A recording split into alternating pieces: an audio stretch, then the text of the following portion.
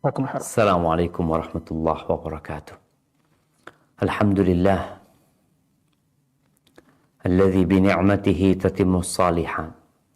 Segala puji bagi Allah Jalla Jalaluh yang karena nikmatnya kebaikan-kebaikan menjadi sempurna. 17 hari kita berpuasa. 17 malam kita melakukan sholat malam. Semoga Allah Azza wa Jal menerima sedikit yang kita kerjakan dibandingkan dengan banyaknya nikmat yang Allah berikan. Dan semoga Allah mengampuni dosa-dosa kita. Allahumma salli wa sallim ala abdika wa rasulika Sayyidina wa maulana Muhammadin wa ala alihi wa ashabihi ajma'in. Ya Allah, semoga salawat dan salam, berkah dan nikmat senantiasa Engkau curahkan untuk hamba kekasih-Mu, untuk baginda Nabi kita Muhammad alaihi salatu wassalam, untuk keluarga beliau, untuk istri-istri beliau, untuk putra-putri beliau, dan untuk seluruh sahabat Nabi. Semoga Allah meridhai kita bersama mereka. Amma ba'd. Jamaah rahimakumullah. Apa sih yang kita cari? Semua orang tatkala bekerja, dia punya goal profesional yang bentuknya ya ada transaksi antara apa yang harus dia kerjakan dan apa yang akan dia dapatkan. Dan kita semua punya goal personal. Apa sih yang kita cari sebenarnya dalam kehidupan ini? Teman-teman yang bekerja di Bukaka, sampai berapa lama engkau akan kerja di tempat itu? Dan engkau akan mendapatkan apa? Owner kira-kira sampai lama, sampai kapan dia akan menikmatin hasil usaha yang dia buat? Ingat, waktu kita tidak lama. A'maru ummati baina 60 wa 70. Umur umatku, kata Nabi SAW, antara 60 ke 70. Maka kita lihat banyak orang di umur 60 udah pensiun. Yang dianggap oleh sebagian orang sudah tidak produktif, diberhentikan. Tapi ketahuilah bahwa sejatinya kita diciptakan di muka bumi ini untuk mengabdi kepada Allah Azza wa Jalla. Kita melewatin Ramadan ini tiap tahun. Tapi ada yang tahun ini nggak ikut Ramadan sekarang. Ada yang mati sebelum Ramadan. Ada yang mati ketika sedang berpuasa. Hari ini di kampus kita satu pegawai, salah satu tukang lah, senior, diberitakan meninggal dunia. Dia belum bisa masuk ke 10 malam terindah. Kenapa? Karena waktunya sudah habis. Jamaah rahimakumullah. Saatnya kita sadar bahwa kita bukan binatang yang diciptakan hanya untuk mencari makan. Kita makan untuk hidup, tapi hidup bukan untuk makan. Ramadan dihadirkan agar prinsip itu diingat kembali oleh manusia. Bukan yang kau makan, kapan tadi makan? Sebelum fajar terbit, kau sahur. Dan kau bisa menahan nafsumu untuk tidak minum air, padahal kau haus. Untuk menahan nafsumu untuk tidak makan, padahal kau lapar. Untuk tidak menghubungin dan menjamah istrimu, padahal dia halal untuk dirimu. Kita bisa nahan diri itu. Sampai kapan? Sampai matahari tenggelam. Ini menunjukkan bahwa manusia yang taat aturan adalah manusia yang sebenarnya. Dan manusia yang tidak taat aturan. Kenapa kalau orang saling memaki ya? Kepada para pelanggar, kepada orang-orang yang tidak tahu dengan batasan-batasan, kepada manusia yang tidak beradab dikatakan binatang. Ya. Memang itu yang membedakan antara manusia dengan binatang. Manusia dikasih akal. Dia bisa berpikir. Dia bisa melihat dan memikirkan apa yang dia lihat. Tidak seperti binatang. Subhanallah. Innal ladzina kafaru yatamatta'un wa ya'kulun kama ta'kulul an'am. Sesungguhnya orang-orang kafir itu mereka bersenang-senang hidupnya. Wa ya'kulun, oh mereka berwisata kuliner, mereka makan seperti makannya binatang ternak. Wan naru mathwal lahum, neraka tempat mereka. Ahibati fillah, ada sebuah tempat yang kita semua berharap untuk sampai ke tempat itu. Tempat itu indah. Di tempat itu tidak ada tidur. Karena orang tidur itu tidak merasakan nikmat dan kelezatan. Ashabul Kahfi 309 tahun tidur, ketika bangun dan mereka saling bertanya, "Kam labithum?" Berapa lama kalian tidur? Yauman aw ba'dha yaum. Mungkin sehari. Sehari. Bukan sehari semalam, enggak sehari. Atau sebagian lah, enggak banyak. 309 tahun. Di tempat yang dijanjikan Allah itu nggak ada tidur di sana. Nggak ada tua di sana. Nggak ada keriput. Kita tahu orang paling takut dengan ketuaan. Sehingga mereka membuat ya berbagai macam serum anti-aging atau apalah. Dia akan tua. Kalau nggak tua dia akan mati. Di situ tidak ada tidur, tidak ada tua, tidak ada toilet di sana. Nah, nggak ada rumah sakit, nggak ada klinik, nggak ada apotik, nggak ada penjara. Ada rumah sakit tadi disebutkan. Yang ada hanya kesenangan di sana. Kekal dan abadi selama-lamanya. Tapi ada satu tempat juga yang kalau kita salah jalan, ya kita nggak akan sampai ke tempat yang indah tadi. Tempat itu namanya surga dan lawannya namanya neraka. Kita semua akan mati dan semua akan mendapatkan balasan atas apa yang dia kerjakan kelak pada hari kiamat. Kita ini umat Islam, ngapain? Gak makan, menyiksa diri. Ngapain tidak minum, menyakiti diri sendiri? Enggak. Kita sedang menjaga tubuh ini. Ya, agar tidak tersentuh api neraka. Allah berfirman di surat Ali Imran ayat 133. Coba kita baca ayat ini.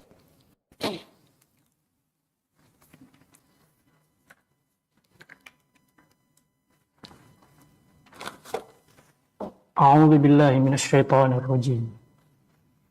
Wasari'u ila maghfiratin min rabbikum wa jannatin 'arduhas samawati wal ardh وجنة عرضها السماوات والأرض أعدت للمتقين.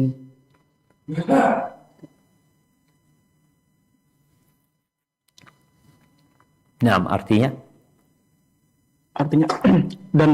dan bersegeralah kamu kepada ampunan dari Tuhanmu dan kepada surga yang luasnya seluas langit dan bumi yang disediakan orang-orang yang bertakwa. Allahu Akbar. Allah mengatakan bersegeralah. Nggak boleh santai. Kita harus cepat-cepat. Menuju kemana? Menuju ke ampunan dari Tuhan kalian. Kita banyak dosanya. Nikmat-nikmat yang Allah berikan kepada kita belum kita syukuri.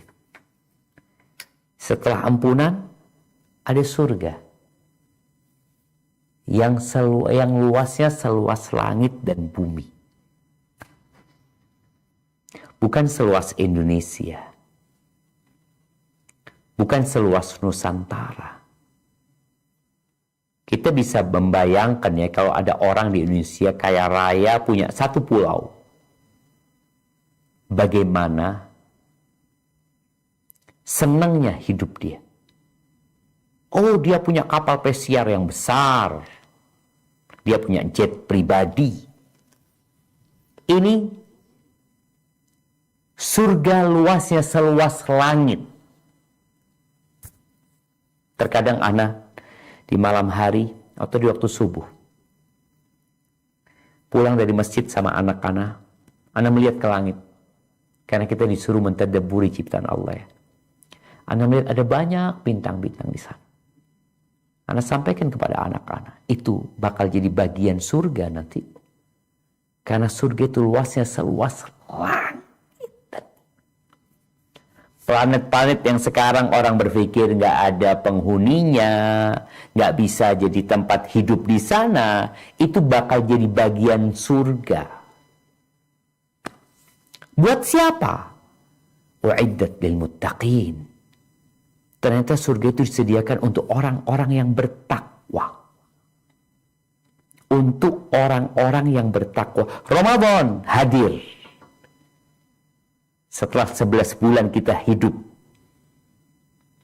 sibuk mencari harta, sibuk makan dan minum, semau kita, tahu-tahu datang Ramadan. Dan Allah katakan, ya ayyuhalladzina amanu kutiba alaikumusiyam kama kutiba alal ladzina min qablikum. Itu ayat yang sering kita dengar dari para penceramah. Wahai orang-orang beriman, diwajibkan atas kalian berpuasa sebagaimana diwajibkan atas umat-umat sebelum kalian. Kenapa diwajibkan? La'allakum tattaqun, agar kalian menjadi orang yang bertakwa. Kau jadi manusia yang sebenar, bukan manusia separuh binatang yang hanya memikirkan perut dan di bawah perutnya. Enggak. Kau jadi manusia yang mengatur perutmu dan mengatur yang di bawah perut. Hadir itu ibadah. Dan subhanallah, kita sudah masuk putaran terakhir ya.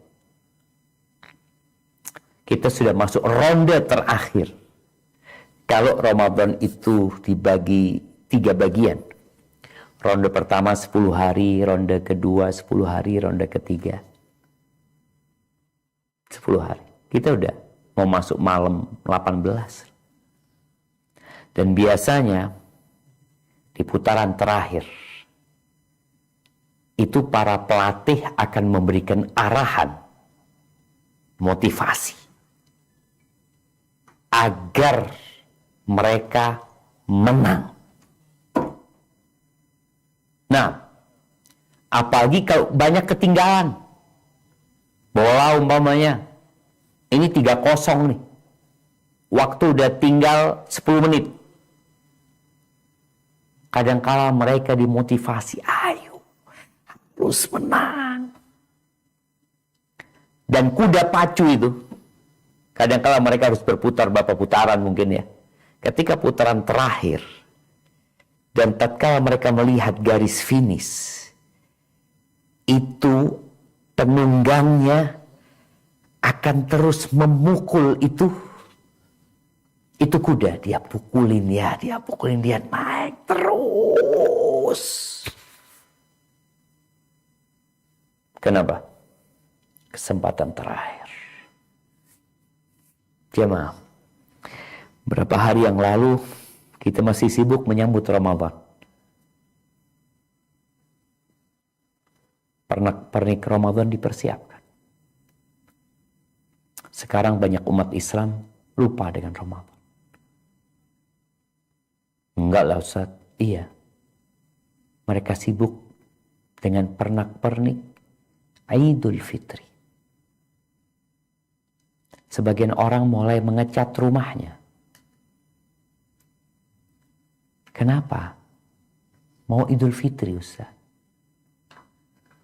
Ada apa dengan Idul Fitri? Apa keutamaan di Idul Fitri? Apa fadilah yang mau engkau perjuangkan di Idul Fitri? Sebagian orang sudah sibuk, ya, safar, mudik. Ya nggak apa-apa mudik. Tapi kau harus tahu, Ramadan belum selesai. Bonus terbesar di bulan Ramadan ini, itu di 10 hari terakhir. Bukan di awal, bukan di tengah. Awal itu muqaddimah, pemanasan. Sebagian kita setelah pemanasan berhenti. Ada yang puasanya cuma 10 hari. Ada yang sholat tarawihnya cuma 10 hari. Loh, engkau itu belum nyampe garis finish. Makanya kita lihat ya, ada orang-orang yang lari maraton, dia sudah mempersiapkan diri, dia sudah berlatih. Dan dalam mindset dia, aku mau lari sejauh 10 km. Atau 42 km. Dia udah persiapkan. Aku nggak boleh terburu-buru. Aku harus pelan-pelan, tapi pasti. Sebagian orang nggak. Awal lari, wah sudah cepet-cepet. Tahu-tahu di tengah jalan dia sudah kecapean. Dia berhenti, tidak melanjutkan lari. Ahibati fillah. Rasulullah sallallahu alaihi wasallam, ketika beliau masuk ke 10 hari terakhir, kata Aisyah radhiyallahu taala anha, kana alaihi salatu wassalam yajtahidu fil ashr al-awakhir ma la yajtahidu fi ghairihi. Beliau alaihi salatu wassalam bersemangat, bersungguh-sungguh, beramal, beribadah di 10 hari terakhir yang tidak beliau lakukan di sepanjang bulan. Kenapa? Loh gimana sih? Di 10 hari terakhir ini ada satu malam yang lebih baik dari 1000 bulan. Orang bagaimana mengejar THR, berharap THR. Alhamdulillah THR anak hari ini turun. Gaji 1 bulan, kita gembira. Kita sudah berpikir mau beli ini, mau beli ini. Engkau mau dikasih gaji 1000 bulan,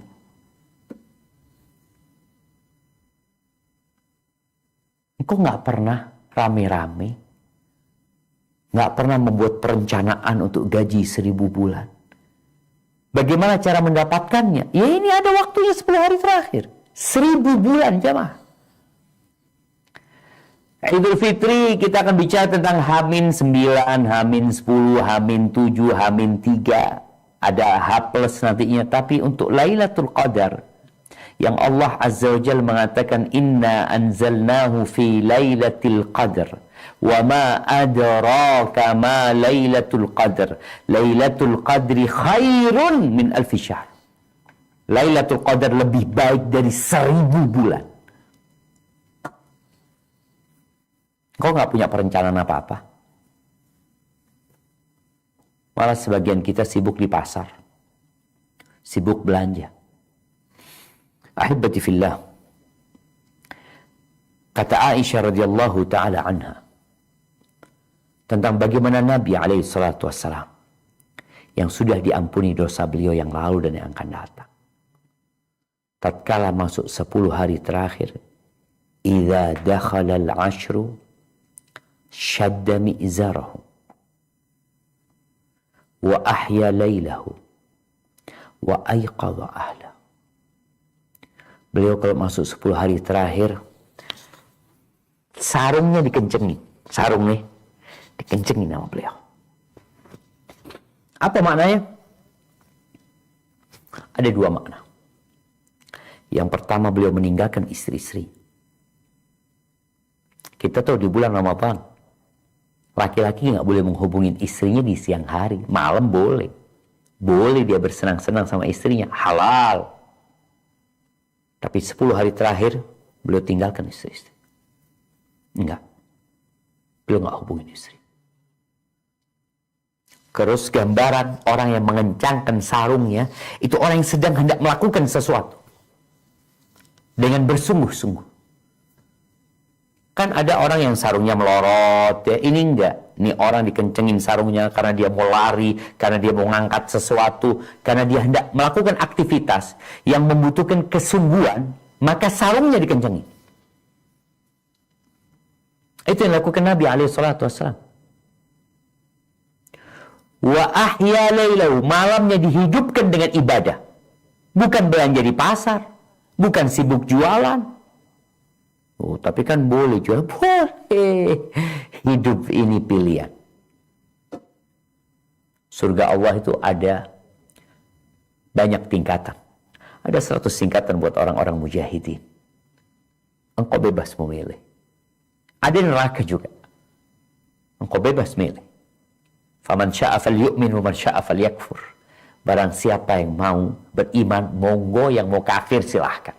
Semua ada konsekuensinya masing-masing. Wa ayqadha ahlahu. Beliau bangunkan keluarganya. Ini prinsip yang kadang-kala di 10 hari terakhir jadi hilang. Orang sibuk kuliner, setiap habis asar berbuka, berburu takjil. Dia sibuk memenuhi perutnya. Sibuk dengan tontonan-tontonan yang menyenangkan. Ahibati fillah. Ada satu malam yang lebih baik dari 1000 bulan. Yang kata Nabi SAW, man hurima khairaha faqad hurim. Yang dihalangi, akhirnya nggak dapat Lailatul Qadar. Ini orang terhalang dari kebaikan. Jadi gimana tidak? Dikasih gaji 1 bulan aja seneng dia. Dikasih gaji 1000 bulan, dia nggak cari. Masalahnya memang bukan di dunia. Iya. Dunia ini mau ditinggalin. Apa gunanya kalau engkau dikasih uang 1 triliun? Nih teman-teman yang kerja di Buka, kalau gaji sebulan 10 juta.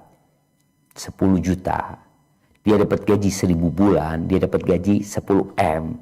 Apa gunanya? Engkau akan tinggal. Sebagaimana kita lihat orang-orang yang terkaya di muka bumi ini. Mati. Maka Allah katakan, wa innama tuwaffawna ujurakum yaumal qiyamah. Kalian akan disempurnakan pahala yang Allah janjikan itu kelak pada hari kiamat. Engkau cuma mau 70 tahun hidup di dunia. Beliau bangunkan keluarganya. Siapa aja yang bisa bangun, beliau bangunkan. Alaihi salatu wassalam. Sufyan Thawri rahimahullahu ta'ala, beliau mengatakan, ahabbu ilayya idza dakhala al-ashr al-awakhir, yang aku lebih sukai kalau masuk 10 hari terakhir, ayyatahajjad bil-lail. Orang itu tahajud di malam hari. Kita lihat tarawih yang biasa itu habis isya. Dia mengatakan 10 hari terakhir ya lebih malam lah. Atau engkau mau tarawih silakan, malamnya engkau sholat lagi. Wa ijtahid fi. Dan dia sungguh-sungguh. Sungguh-sungguh, nih kadang-kadang kita ngantuk, capek Ustaz. Yang bekerja capek lelah, ya. Bismillah. Engkau mungkin perlu minum vitamin-vitamin. Ana sudah ngomong sama istri Ana. Ana minta tiap malam bikinin kopi. Iyalah. Orang kan kadang-kadang malam hari mau minum kopi, aduh takut nggak bisa tidur. Ini waktunya nggak tidur. Kalau engkau mau begadang, ini waktunya 10 hari terakhir. Bukan begadang di pinggir jalan, bukan begadang di alun-alun, bukan begadang di mall, bukan begadang di rumah, di depan televisi, tapi begadang di rumah Allah Azza wa Jalla, atau begadang di dalam kamarmu, di atas sejadahmu. Wa yunhid ahlahu wa waladahu lis-salah. Bangunkan keluarganya, bangunkan anak-anaknya untuk sholat. Bahkan untuk hasil yang maksimal, beliau itu tinggalkan rumahnya, iktikaf. Beliau masuk tempat iktikafnya itu malam 21. Dan baru keluar malam Idul Fitri. Bayangin ya. Nggak kerja. Orang itu dikasih cuti. Berapa banyak ya? 9 hari? 13 hari? Adalah cuti diberikan. Ada masa kita libur bekerja. Untuk bersenang-senang. Ya, ini salah satu waktunya engkau untuk bersenang-senang. Nabi SAW meninggalkan keluarganya, meninggalkan rumahnya, masuk ke masjid, tidur di masjid. Ya, di 10 hari terakhir sedikit tidur beliau. Bahkan beliau hidupkan malamnya untuk beribadah. Kenapa? Ya, kalau di rumah masih banyak kesibukan. Masih rumah kita. Masih perabotan rumah kita. Masih ranjang yang enak. Tapi kalau di masjid, apa adanya. Maka masjid-masjid yang mengadakan iktikaf, tolong jangan memberikan fasilitas untuk tidur yang enak. Tapi sediakan fasilitas untuk ibadah yang nyaman. Ingat, bukan untuk tidur yang enak, bukan untuk makan yang enak, bukan untuk istirahat yang enak, tapi untuk beribadah yang khusyuk. Bagaimana pihak DKM masjid menyediakan masjid itu untuk jadi tempat ibadah yang khusyuk, orang itu nyaman, nggak terganggu, menyendiri. Nabi SAW masuk tendanya menyendiri, beliau alaihissalatu, nggak diganggu sama orang. Bagaimana orang itu malam hari bisa nggak tidur? Disediakan gorengan, makanan, udah, bukan waktunya makan lagi. 10 hari. Makan secukupnya. Kata Nabi SAW, ma mala'a adamiyun ri'a'an syarran min batan. Nggak ada wadah yang lebih buruk yang dipenuhi oleh manusia daripada lambungnya, perutnya. Cukuplah kau makan beberapa suap yang membuat punggungmu tegak. Bisa sholat tegak. Bisa duduk gak bersandar. Luqaimat yuqimna biha sulbah. Kadangkala pihak masjid pihak masjid sudah menyediakan makanan lah. Tapi jamaah yang iktikaf, ya Allah makanannya kurang zen. Mungkin bisa dimodifikasi, pakai ini, pakai ini, pakai ini. Tuh lihat gambarnya, mau kayak gitu makanannya. Kita mau fokus ibadah. Makan cukup lah. Kalau harus makan enak ya sepertiga buat makan, sepertiga buat minum, sepertiga buat nafas. Para salafus saleh melanjutkan Nabi SAW. Istri-istri Nabi iktikaf setelah Nabi SAW meninggal dunia. Di masjid, nah. Wanita boleh iktikaf di masjid, boleh. Engkau baca Quran, hatam kenal Quran. Sama artinya. Hatam. Kalau bisa, ya 10 hari engkau hatam 1 kali. Berarti tiap malam 3 juz. Kalau bisa lebih, tiap malam 10 juz. Jadi 3 malam engkau sudah hatam. Kayaknya susah, Ustaz. Antum kalau lihat para salafus saleh, ada yang tiap malam hatam. Ada yang 2 kali hatam dalam seharian semalam. Qatadah bin Da'mas Sadusi rahimahullahu ta'ala, dia menghatamkan Al-Quran tiap 7 malam. Sebelum masuk bulan Ramadan. Masuk bulan Ramadan tiap 3 malam. Masuk 10 hari terakhir, khatama fi kulli lailatin marah. Tiap malam hatam. Dan subhanallah, di malam-malam yang penuh harapan untuk menjadi malam yang lebih baik dari 1000 bulan, itu mereka berusaha untuk pakai baju yang bagus.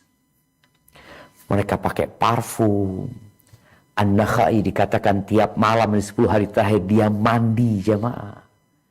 Dan pakai parfum. Anas bin Malik radhiyallahu ta'ala anhu, ketika malam 24 dia mandi. Dia pakai 1 setel baju yang indah. Kemudian kalau pagi dia lempit bajunya, dia tata, dia pakai lagi tahun depannya. Baju itu khusus dia gunakan untuk malam-malam yang diharapkan Lailatul Qadar. Ayub As-Sikhtiyani, beliau biasa mandi di malam 23, malam 24, dan dia pakai baju, 1 setel baju yang baru, kemudian dia pakai dupa di bajunya. Benar-benar mau ibadah khusyuk. Dan masih banyak cerita yang lain. Ahibati fillah.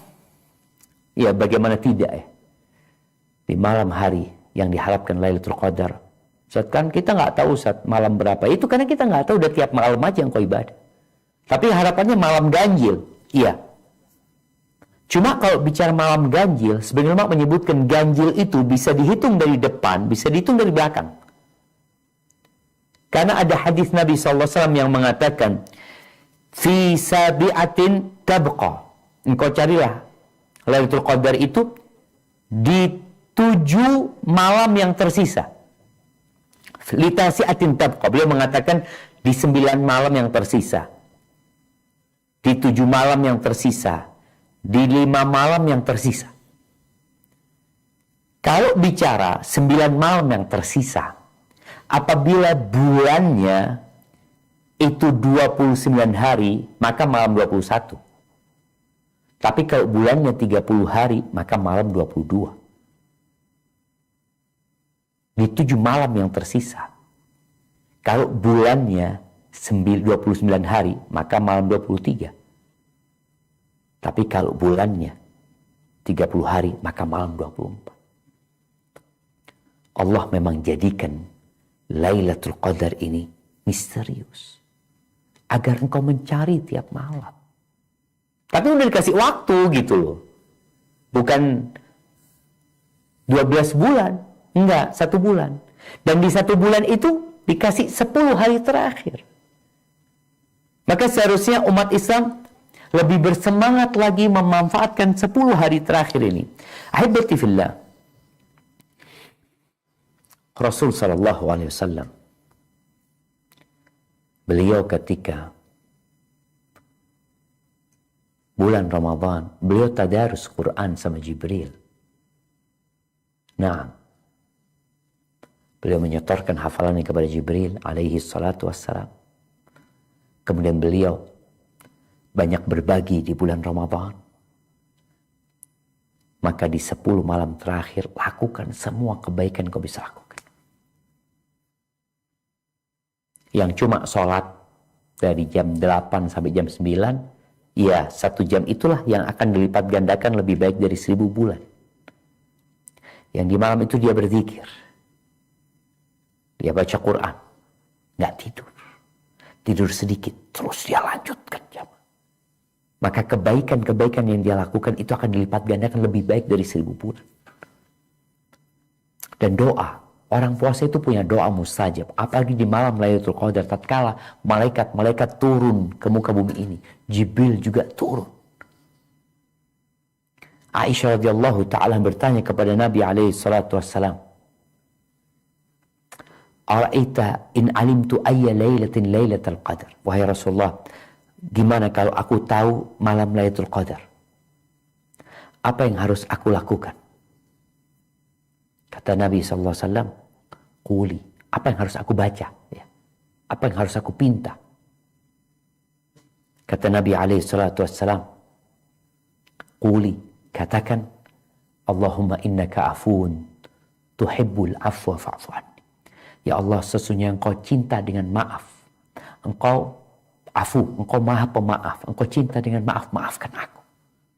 Maka tolong yang masih punya dendam kepada saudaranya, malulah ketika kita berdoa mengatakan Allahumma innaka afu, ya Allah engkau maha pemaaf, tuhibbul afwa, engkau cinta maaf, maafkan aku. Lalu kita mengatakan tidak ada maaf buat orang-orang yang pernah menyakiti kita. Tidak pantas. Man qama lailatul qadri imanan wa ihtisaban ghufira lahu ma taqaddama min dhanbi. Barang siapa yang di malam Lailatul Qadar itu bangun sholat karena iman dan berharap pahala, maka dosa-dosa dia yang lalu akan diampuni. Yang bisa sholat, sholat. Bagi yang terhalangi nggak bisa sholat, buat emak-emak yang mungkin datang bulan, maka usahakan kau memperbanyak istighfar. Baca doa Allahumma innaka afun. Kau masih bisa berzikir, kau masih bisa berdoa, kau masih bisa membaca Al-Quran tanpa menyentuh mushaf. Kau bisa melakukan semua kebajikan. Dan usahakan kita benar-benar bertobat kepada Allah Azza wa Jalla dengan taubatan nasuha. Agar kita mendapatkan malam yang lebih baik dari 1000 bulan. Mungkin sebagian orang mengatakan kayaknya malam ini Lailatul Qadar. Dia lihat tanda-tandanya kok kayaknya malamnya hening, terang benderang. Ya. Boleh jadi malam 21. Tapi malam 23 engkau lihat loh, ini lebih terang dari yang kemarin. Maka carilah Lailatul Qadar tidak dengan kira-kira. Sepertinya malam ini, tapi usahakan full 10 malam terakhir. Kalau dikatakan kepadamu, di depanmu ada 10 amplop. Salah satu amplop isinya $1.000 Singapura. Fadhal, engkau ambil yang mana? Ketika dia ngambil yang nomor 3, boleh jadi dapat, boleh jadi enggak. Tapi ketika dia angkut semuanya, dia buka satu persatu, salah satunya pasti ada $1.000. Dan kalau kita setiap 10 malam itu fokus beribadah, pasti ada di salah satunya Lailatul Qadar. Karena memang Allah Azza wa Jalla mengatakan inna anzalnahu fi Lailatul Qadar. Dan Al-Imam Syafi'i menyebutkan, aku suka ya orang-orang itu bersungguh-sungguh di pagi harinya seperti di malam harinya. Jangan malam hari ibadah, pagi akhirnya tidur sampai nunggu maghrib ya. Jangan. Itulah jamaah. Semoga kita bisa bersemangat, bersungguh-sungguh, dan di sisa waktu sebelum masuk 10 hari terakhir, berusaha untuk berdoa memohon kepada Allah agar diberi semangat, hidayah, petunjuk, bimbingan, agar kita bisa memanfaatkan Lailatul Qadar. Dan buat perencanaan yang matang. Kalau kiranya engkau mati sebelum masuk Lailatul Qadar, sebelum masuk 10 hari terakhir, insya Allah udah dicatat sebagai amal soleh di dalam catatanmu. Dan kau akan mendapatkannya dalam timbangan kebaikan kelak pada hari kiamat. Itu yang dapat Anda sampaikan. Kurang lebihnya mohon maaf. Mungkin kita masuk ke sesi tanya jawab. Anda kembalikan ke moderator atau ke host kita. Jazakumullah khair. Jazakumullah khairan, Ustaz. Ustaz, untuk mempersingkat waktu, kami akan membacakan pertanyaan telah masuk, dan walaupun yang ingin bertanya secara langsung silakan mengaktifkan fitur raise hand di Zoom ini. Ustaz, untuk pertanyaan yang masuk kita akan baca. Bismillah. Semoga keberkahan terlimpah kepada Ustaz. Mau bertanya, untuk perempuan, apakah lebih baik menghidupkan malam dengan iktikaf di masjid atau sebaliknya dia beribadah di rumah? Jazakumullah khairan. Ustaz. Barakallahu fiik. Naam. Untuk perempuan, mana yang lebih utama bagi dia? Iktikaf di masjid atau beribadah di rumahnya? Kalau kita melihat istri-istri Rasul sallallahu alaihi wasallam, mereka meninggalkan rumahnya.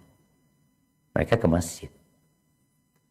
Tapi jangan sampai dia meninggalkan rumahnya lalu dia melantarkan kewajiban-kewajiban dia sebagai istri dan sebagai ibu.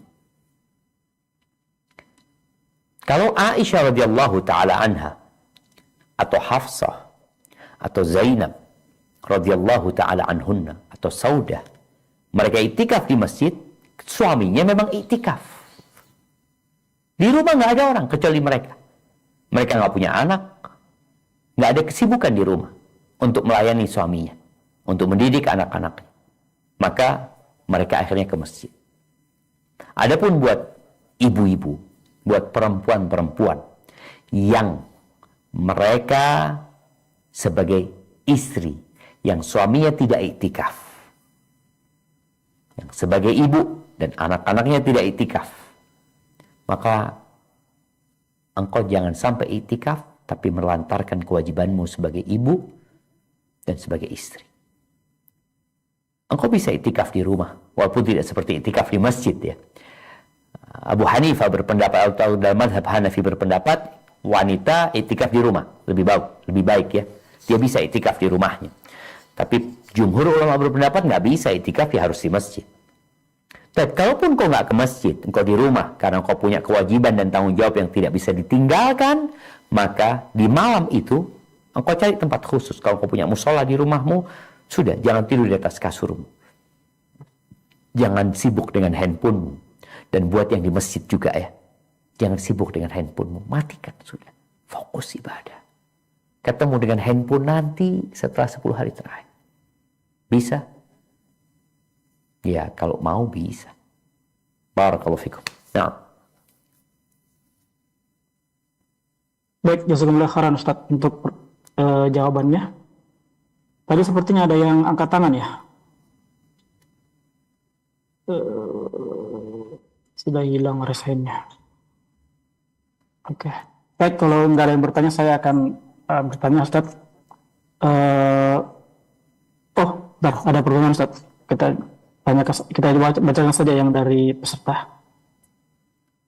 Dari Bu Rahma Askailah. Izin bertanya Ustaz. Ustaz, Allah menyukai hamba mengambil rukhsah. Bagaimana sebaiknya dengan rukhsah puasa Ramadan? Di mana sebaiknya kita beribadah Ramadan dengan maksimal? Apakah rukhsah tersebut lebih baik diambil atau tidak? Adakah risalah Rasul mengambil rukhsah tersebut? Rukhsah nggak puasa maksudnya? Dia musafir mungkin ya? Sepertinya begitu Ustaz. Ini tidak dijelaskan. Sakit, ya. Nah, barakallahu fikum. Ahibati fillah. Allah Azza wa Jalla mengatakan, "Faman kana minkum maridan aw ala safarin fa'iddatun min ayyamin ukhra." Barang siapa di antara kalian sakit atau dalam perjalanan, lalu dia berbuka, maka hendaklah dia mengganti di hari-hari lainnya. Mana yang lebih utama seorang itu ketika safar, dia berbuka atau dia berpuasa? Sebagian ulama menyebutkan berbuka lebih afdal. Tadi, seperti yang disebutkan oleh penanya, rukhsah. Allah suka didatengin rukhsahnya. Tapi sebagian ulama menjelaskan dengan lebih terperinci. Kenapa? Karena mereka melihat Nabi SAW kadang kala puasa, kadang kala berbuka. Sebagaimana para sahabat Nabi juga, kadang kala mereka berpuasa, kadang kala berbuka. Dan ada yang berbuka, ada yang berpuasa. Yang puasa tidak mencela yang berbuka tidak mencela yang puasa. Maka di antara penjelasan para ulama, kalau dia berpuasa, itu berat buat dia. Bahkan boleh jadi nanti dia jatuh sakit. Maka lebih baik dia berbuka. Tapi kalau dia berpuasa ringan, karena memang perjalanannya tidak terlalu melelahkan, ya, ringan buat dia, nggak akan menyusahkan dia, lebih baik dia puasa. Tapi kalau sama, umpamanya, ya nggak berat, nggak ringan, biasa-biasa aja, maka dilihat. Kalau dia orang yang mudah untuk bayar utang, silahkan. Mungkin dia, kalau dia memilih berbuka karena dia mudah untuk bayar utang, nggak apa-apa. Tapi kalau enggak, lebih baik dia tetap puasa. Karena ada orang yang sulit bayar utangnya. Kadang-kala sampai mau Ramadan selanjutnya dia belum. Alhamdulillah. Ya, dikumullah selebar. Kadang-kala sampai Ramadan selanjutnya dia belum bayar utang. Maka buat orang yang seperti ini, mungkin lebih baik dia berpuasa. Tapi kalau berat buat dia, lebih baik dia berbuka. Jangan sampai dia maksa puasa, akhirnya dia sakit. Yang seharusnya dia sehari nggak puasa, gara-gara dia kecapean, kelelahan, karena maksa puasa, akhirnya dia 3 hari nggak puasa. Maka tolong, jangan memaksakan diri ketika engkau merasa nggak enak badannya, sakit umpamanya, atau dalam perjalanan yang merepotkan, sudah berbuka. Ada rukhsah. Kalau engkau maksa, nanti engkau sakit, bukan 1 hari yang engkau nggak berpuasa. Berhari-hari engkau nggak. Hadza wallahu a'lam bissawab. Nah, Ustaz, ini ada pertanyaan selanjutnya Ustaz. Bismillah, semoga Ustaz dan seluruh teman-teman dalam kajian dirahmati Allah. Izin Ustaz, di luar tema sedikit. Bagaimana pandangan Islam perihal penggalangan dana atau donasi atau yang sejenisnya, terutama untuk memberi takjil jamaah di masjid tertentu, namun tidak ada fakir miskin di masjid tersebut Ustaz. Padahal. Barakallahu fiik. Ahibati fillah. Hadis man fattara sa'iman falahu mithlu ajri. Barang siapa yang memberikan buka untuk orang yang berpuasa, maka dia akan dapat pahala seperti orang yang puasa itu. Ini hadis bukan untuk fakir miskin, tapi untuk orang yang berpuasa. Seperti yang kita lihat di Masjidil Haram, di Masjid Nabawi. Tiap hari ada pembagian berbuka. Dibagikan berbuka buat orang-orang itu. Kadang-kala ini bos, orang kaya raya duduk di sana dikasih berbuka. Memang kalau bicara pemberian berbuka itu bukan untuk fakir miskin. Beda sama zakat yang dikhususkan untuk fakir miskin. Jadi bagi mereka yang mengumpulkan donasi untuk berbuka umpamanya, karena memang untuk memberikan berbuka kepada orang-orang yang puasa, ya silahkan. Nggak ada masalah, tapi kalau tidak dibutuhkan jamaah. Artinya Nabi SAW menganjurkan kita untuk memberikan buka. Ya bagaimana kita berbagi.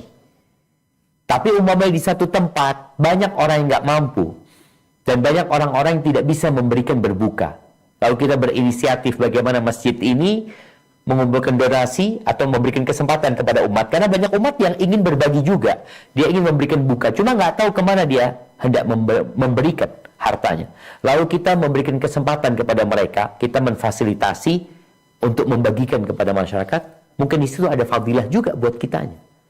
Maka tolong, kalau bicara memberikan berbuka ini, ya kita seharusnya yang memberikan berbuka kepada orang-orang, kepada tetangga kita kasih berbuka, kepada keluarga kita kasih berbuka mereka, tanpa harus mengumpulkan donasi. Tapi kalau daerah itu memang membutuhkan, dan banyak orang-orang kaya yang ingin berbagi, tapi nggak tahu kemana mereka berbagi, mungkin kita bisa menjadi fasilitator kebaikan buat mereka. Hada wallahu a'lam bissawab. Nah.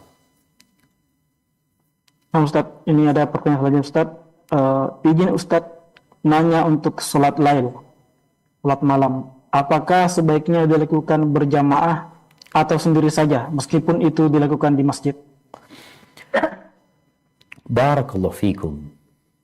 Nabi alaihi salatu wassalam, ketika beliau sholat di malam-malam Ramadan, beliau pernah sholat berjamaah, sholat malam itu. Dan kita lihat sholat tarawih itu dilakukan berjamaah. Dan di masa Umar bin Khattab radhiyallahu anhu, Umar akhirnya mengumpulkan orang untuk sholat berjamaah dengan satu imam. Yang sebelumnya mereka sholat berjamaah, tapi imamnya beda-beda. Maka kalau dikatakan mana yang lebih utama, sebagian ulama lebih menganjurkan untuk berjamaah khusus untuk bulan Ramadan. Mereka menganjurkan untuk dilakukan dengan berjamaah. Tapi mungkin ada orang yang mengatakan, Ustaz, kalau anak berjamaah di masjid anak itu cepat-cepat Ustaz. Ya udah, kau sholat sendiri. Jadi fadilah tempat, fadilah kondisi, yang lebih diutamakan adalah fadilah ibadah itu sendiri, kekhusyuan itu sendiri, kualitas ibadah itu, bukan tempatnya. Umpamanya kita kalau di masjid, anak bisa banyak sholatnya Ustaz, tapi nggak khusyuk karena cepat-cepat. Anak kalau sholat sendiri, alhamdulillah, anak bisa baca satu juz pelan-pelan, dan setiap ruku anak bisa panjang rukunya, ketika sujud anak bisa berdoa, benar-benar menikmati. Antum sholat sendiri aja. Lebih utama memperhatikan kualitas ibadah daripada kualitas tempat dan tadi jamaah umpamanya. Seperti itu. Hadza wallahu a'lam bissawab. Nah. Baik Ustaz, untuk pertanyaan selanjutnya, Ustaz mau bertanya, apakah ada perbedaan pahala yang didapatkan saat memberikan makanan berbuka untuk orang yang soleh dengan orang yang atau orang awam? Demikian Ustaz. Masya Allah, barakallahu fikum. Nah, ahibati fillah, ketika berbicara kita membagikan harta kepada orang yang soleh dan orang yang tidak soleh, kira-kira lebih utama mana? Tentunya memberikan kepada orang soleh. Kenapa? Makanan yang kita berikan umpamanya akan dia gunakan untuk sholat, akan dia gunakan untuk beribadah, untuk baca Quran. Jadi kita memberikan sesuatu yang manfaatnya lebih banyak. Ketika orang itu nggak soleh, ya hanya untuk makan, selesai. Dia nggak akan sholat tarawih, dia nggak akan sholat malam. Ya. Maka semakin uang yang diberikan, harta yang dibagikan, manfaatnya lebih banyak buat orang yang mendapatkannya, insya Allah kita akan mendapatkan fadilah lebih. Maka kita perlu perhatian sama orang-orang soleh. Bagaimana mereka ibadahnya lebih nyaman lagi umpamanya. Kayak antum kasih sejadah. Kasih sejadah kepada orang biasa sama orang soleh. Orang biasa, sejadahnya mungkin ditaruh aja sama dia. Orang soleh dibuat sholat terus sampai lecek. Kalau antum ke rumahnya orang yang nggak soleh, Masya Allah sejadahnya masih bagus. Tapi kalau tempat orang soleh sejadahnya sudah, karena sering dipakai. Maka kembali kepada manfaat dari sedekah yang kita berikan tadi. Jadi semakin bermanfaat buat orang itu mendekatkan diri kepada Allah, maka insya Allah kita akan mendapatkan fadilah yang lebih. Ya. Hadza wallahu a'lam bissawab. Nah. Apa Ustaz, jika diizinkan ini pertanyaan terakhir mungkin. Tafadhal. Nah. Terkait dengan kegiatan iktikaf, ahsannya dimulai jam berapa Ustaz? Terus lagi kalau iktikafnya di rumah untuk ibu-ibu ini Ustaz. Barakallahu fikum. Nah, ahibati fillah. Ada iktikaf yang full. Ada yang iktikaf harian. Kalau iktikaf full itu dimulai, masuknya itu ketika atau sebelum matahari terbenam malam 21. Sekarang ini malam Jumat ya. Sebelum maghrib sudah masuk ke tempat iktikafnya. Keluarnya kapan? Malam Idul Fitri. Setelah tenggelam matahari Ramadan, lahir hilal Syawal, pulang. Ini yang full. Kalau yang harian, ya mungkin dia itikafnya, anak kayaknya nggak bisa, itikafnya cuma malam hari aja Ustaz. Fadhal. Engkau itikafnya kalau kepingin satu malam full, karena malam, kalau bicara malam Lailatul Qadar itu dimulai dengan tenggelamnya matahari sampai terbitnya fajar. Jadi mulailah sebelum tenggelamnya matahari. Engkau sudah masuk ke tempat itikafmu. Kapan keluar? Besok pagi. Ketika subuh. Kalau umpamanya nggak bisa Ustaz, karena masih ada kesibukan, ya udah bebas. Engkau mau ke tempat iktikafmu tadi umpamanya, Ana baru bisa setelah pulang kerja Ustaz, Ana jam 8 malam baru bisa. Itu sudah bismillah. Intinya bagaimana di 10 malam terakhir kita punya waktu me time ya. Yang khusus kita sama Allah Subhanahu wa taala. Yang ibu-ibu di rumah umpamanya di musholanya dia, ya sudah, dia sudah selesaikan berbuka umpamanya, semua sudah selesai, kewajibannya sudah selesai, izin sama suaminya, aku mau fokus ibadah di mushola. Tafadhal. Dia fokus di sana ibadah. Sampai kapan? Sampai mau waktu sahur ya, dia baru keluar ya. Jadi usahakan memang malam-malam 10 hari terakhir ini kita maksimalkan. Ya. Udah pacu tuh nggak boleh, jangan sampai dia terluka. Jangan sampai memaksa juga kita, akhirnya kita sakit, jangan. Tetap perlu memperhatikan kondisi fisik kita. Hadza wallahu a'lam bissawab. Nah. Nah, jazakallahu khairan Ustaz atas pertanyaan-pertanyaan yang dijawab. Baik, karena waktu sudah terbatas, maka sebelumnya kami sampaikan jazakumullah khairan kepada Al-Ustaz materi yang telah memberikan faidah pada kita hari ini, dan juga kepada seluruh peserta kajian semua, dan juga semoga apa yang kita dapatkan berupa faidah ilmu pada siang hari ini dapat menjadi bekal bagi kita untuk lebih mengoptimalkan sisa-sisa terakhir bulan Ramadan kita, terkhusus pada 10 malam terakhir.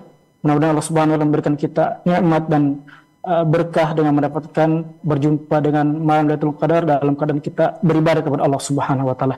Demikian, jazakumullah khairan. Kami tutup dengan doa kafaratul majelis. Subhanakallahumma wa bihamdika asyhadu an la ilaha illa anta astaghfiruka wa atubu ilaik. Assalamualaikum warahmatullahi wabarakatuh.